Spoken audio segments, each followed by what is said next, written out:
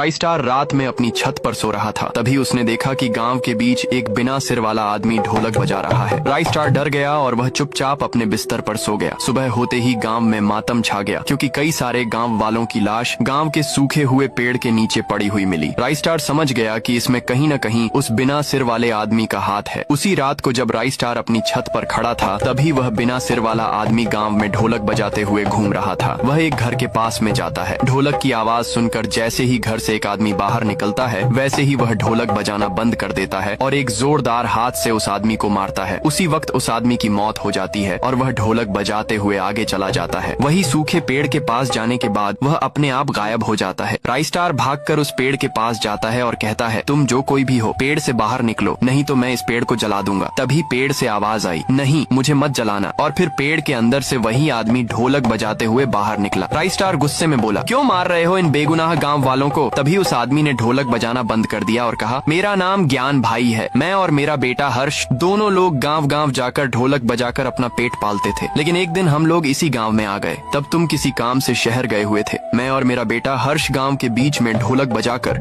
लोगों का मनोरंजन कर रहे थे। तभी हमारे पास साबिर बॉस आया और उसने कहा, तुम लोग कितने दिनों तक लगातार ढोलक बजा सकते हो? मैंने कहा, प्रधान जी, मैं कम से कम 7 दिन लगातार ढोलक बजा सकता हूँ। साबिर बॉस हंस पड़ा और बोला, क्यों झूठ बोल रहे हो? अगर तुम 7 दिन तक लगातार ढोलक बजा दोगे तो मैं तुम्हें 10 लाख रुपए दूंगा। मैं और मेरे बेटे ने ढोलक बजाना शुरू किया। दिन रात 24 घंटे हम दोनों ढोलक बजाते रहे। धीरे धीरे 7 दिन पूरे हो गए। सभी गांव वालों ने हमारी तारीफ की और वादे के मुताबिक साबिर बॉस ने हमें 10 लाख रुपए दे दिए। जब हम दोनों जंगल के रास्ते से अपने घर जा रहे थे, तभी रास्ते में ही साबिर बॉस और उसके कुछ गुंडों ने हमें घेर लिया और हमारे सारे पैसे छीन लिए। उन्होंने हमारे साथ मारपीट भी की। जब हम लोग दोबारा गाँव में आए और यह बात सबको बताई, तो किसी ने हमारी बात का विश्वास नहीं किया, क्योंकि साबिर बॉस ने उन्हें पहले ही भड़का दिया था। फिर गांव वालों और साबिर बॉस ने मिलकर मुझे और मेरे बेटे को इसी सूखे पेड़ के नीचे जलाकर मार डाला। तब से मेरी और मेरे बेटे की आत्मा भटक रही है। ये सुनकर राइस्टार की आंखों में आंसू आ गए और उसने कहा, तुम्हारा असली गुनहगार तो साबिर बॉस है, तो तुम सिर्फ उसी को क्यों नहीं मारते? ज्ञान भाई बोला, आज अमावस्या की रात है। आज मैं और मेरा बेटा दोनों मिलकर साबिर बॉस को मार देंगे। उसके बाद हम दोनों की आत्मा हमेशा के लिए आजाद हो जाएगी। राइस्टार, तुम सिर्फ इसी पेड़ के नीचे खड़े होकर पूरी रात ढोलक बजाते रहना। इससे मेरी शक्तियाँ बढ़ेंगी और मैं साबिर बॉस को आसानी से मार सकूंगा। राइस्टार ने वैसा ही किया। इधर जब साबिर बॉस रात में अपने घर में आराम से सो रहा था, तभी वहाँ पर ज्ञान भाई की आत्मा आ गई। उसने जोर से उसके सिर पर ढोलक बजाई, जिससे साबिर बॉस के कान के पर्दे फट गए और उसका पूरा शरीर भी चकनाचूर हो गया।